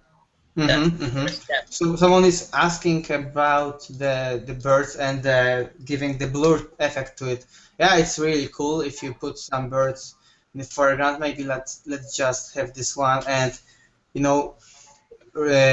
remember about the most blurry effect is going on the wings, which are in the constant move. Not like I used to make like this with just blur and motion blur and put the motion blur on overall the birds, it doesn't look that bad. But if you put some more work into the blur division, like just making some motion blur on the wings at first, it looks much more real. And I got a lot of birds photos that I researched last time, because I'm making the work with a lot of crows in the air, and it was pretty valuable to just notice how it react the movement on the photos, and how the movement can be shown, not only just like overall blur over the character, but also like in the wings which are in constant move, and showing that kind of effect gives you a more realistic way of the picture. Yeah, I think the important thing to remember is that motion, because when you just apply a motion blur to a single object, you are suggesting that the object is moving in one direction entirely. Yes. If the bird was flying very fast, you could probably do that, and you wouldn't really notice that. Yeah, it's more. Yeah, go ahead. Sorry, with a bird, it's very different, because the body of the bird is moving in a horizontal fashion, but the wings are moving vertically. So they're two completely different planes at which body parts are moving, and they're usually moving at a different speed as well. So depending on the shutter speed of your camera, you'll get a different amount of blur. Wojtek, can you stop yawning, man? I can look down your stomach.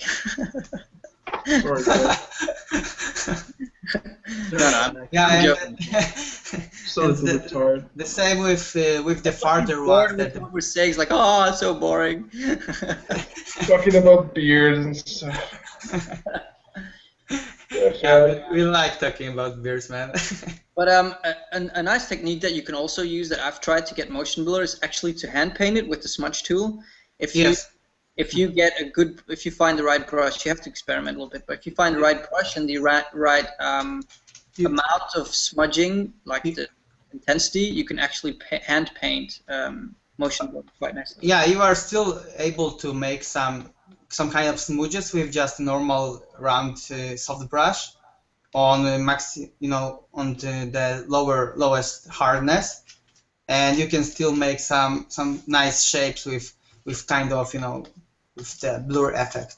So it depends on your strokes, and you're controlling the brush also. So maybe Wojtek, can we move back to Espen's screen? Yeah, that's what I. Stuff. And I see that he's painting some spaceships now, and we're missing it.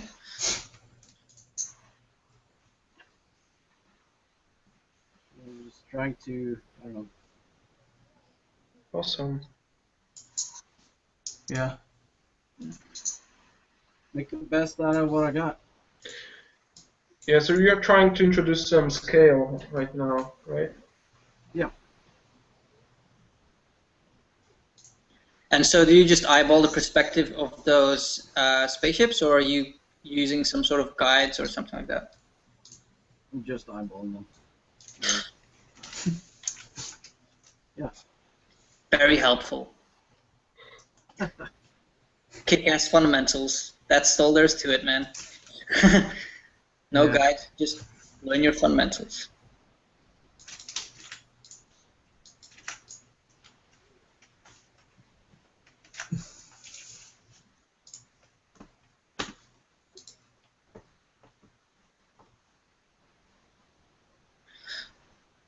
I think you're the first person that I've ever seen who puts his layers in a large thumbnail like that. I've never seen that anywhere else. Yeah, I my brushes as well. Why are you not cooperating? Like, I have them big as well. Yeah. So, pretty much. The one next to the hexagonal one, is that like a bokeh brush or something? Yeah. Ah, nice. I've used it once. Great. You could have Twice like a now. shield. A shield man. Perfect. Perfect. The bokeh shield. Yeah. Very nice.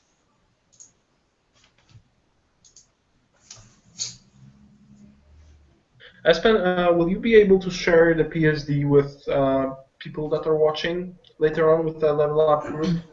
Of course.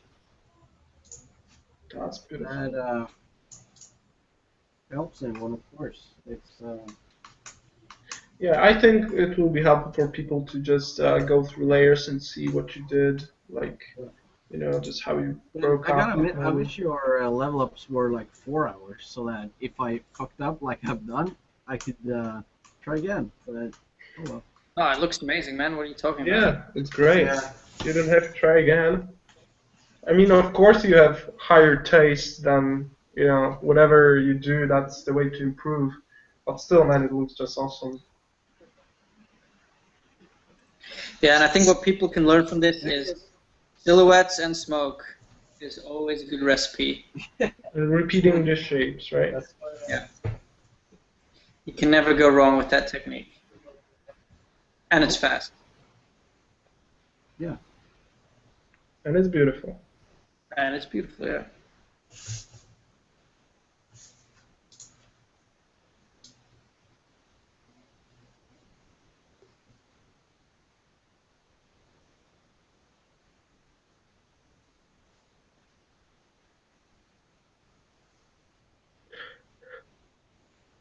So there's no time for overpaints, or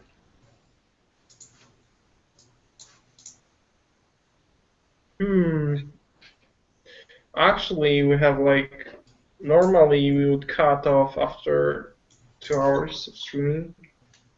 I totally get that. Yeah, but Jonas, are you doing any other overpaints?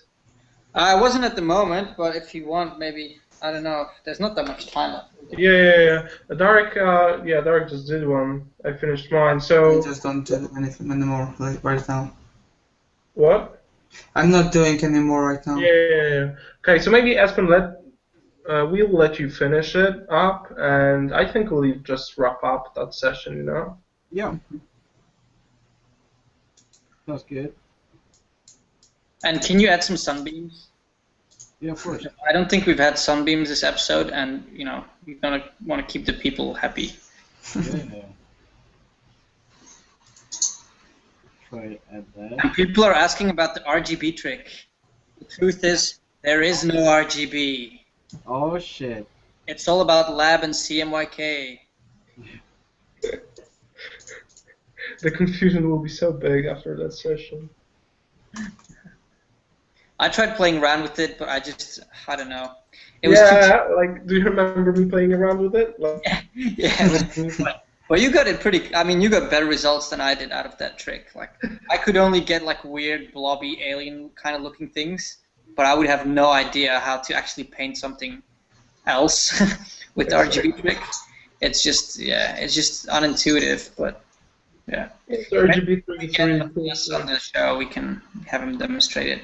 Although I don't think he's very keen to do it anymore because he left on it and he was going to explain it. Yeah, it's going amazing. Epic.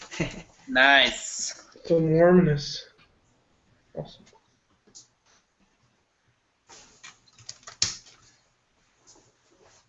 Yeah. Bam. Bam. Hey.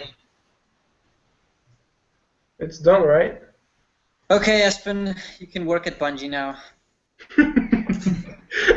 He basically used that one pistol or one gun from the Halo to do that, which is like a whole fucking level. Just just used one model, like a gun. Yeah. I guess I could call this sort of a sketch for something I would work on even more. Yeah, that's what we're gonna do. Yeah. We're gonna totally ruin it. Awesome.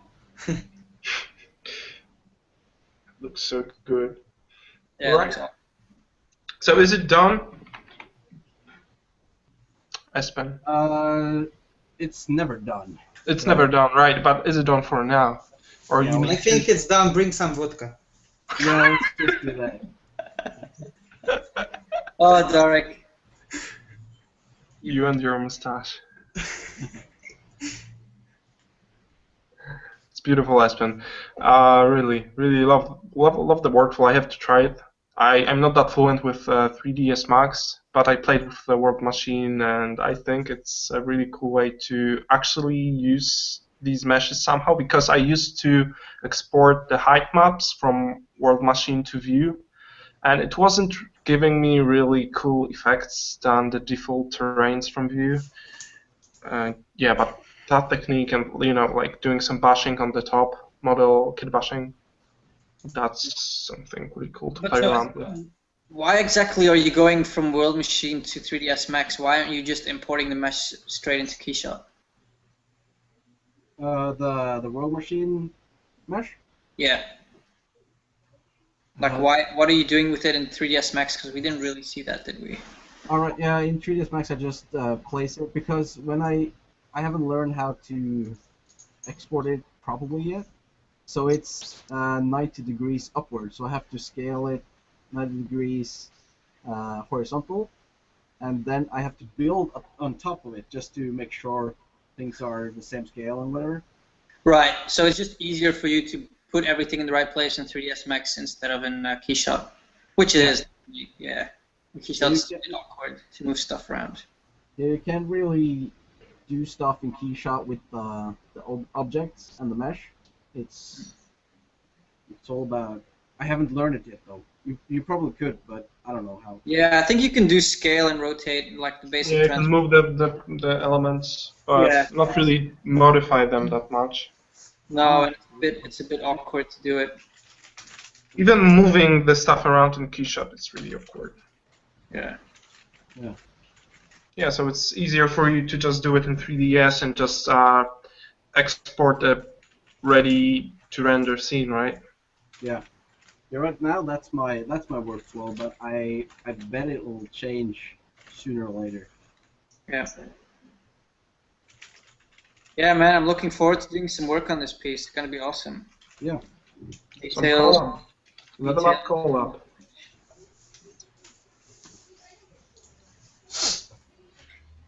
And so now basically you're painting on top of the already flary version of the image. Yeah, I'm sort of just being desperate, trying to get more details, but I wouldn't do that naturally. I would do it under here because you can see that. Okay. Yeah. All right. So again, thank you, Espen, for coming today. Thank you for 2 hours of awesome demo that turned out really amazing. I really love the piece you pulled off. For having me. And as a big thank you, just any of you watching, go to Facebook, type in Espen and follow for more work from Espen. Yeah, it's amazing, man, this work. Yeah, it's beautiful. We will see it in high res in a few minutes on the event page and on the group page, Level Up group. So again, guys, please subscribe to our channel. Please go to the group, support, critique, and upload your own work.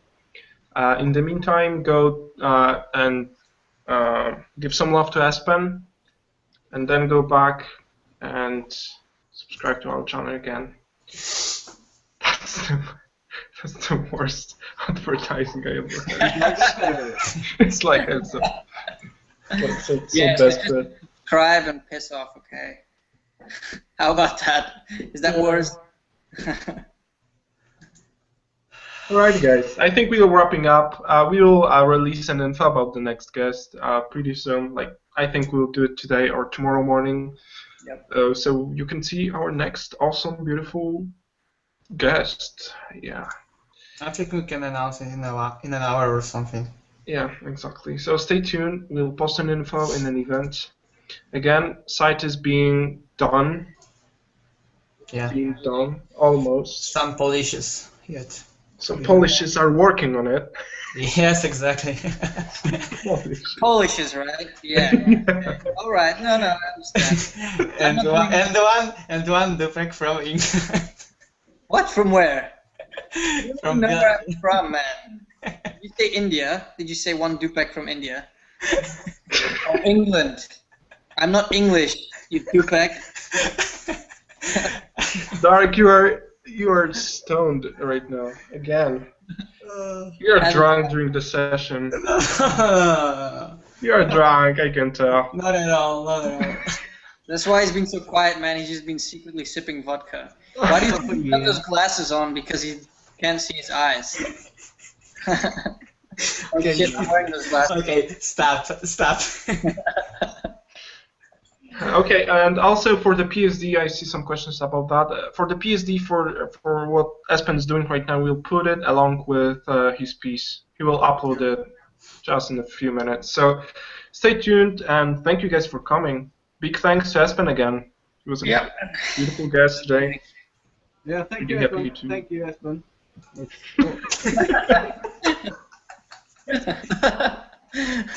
Are you faking a crowd?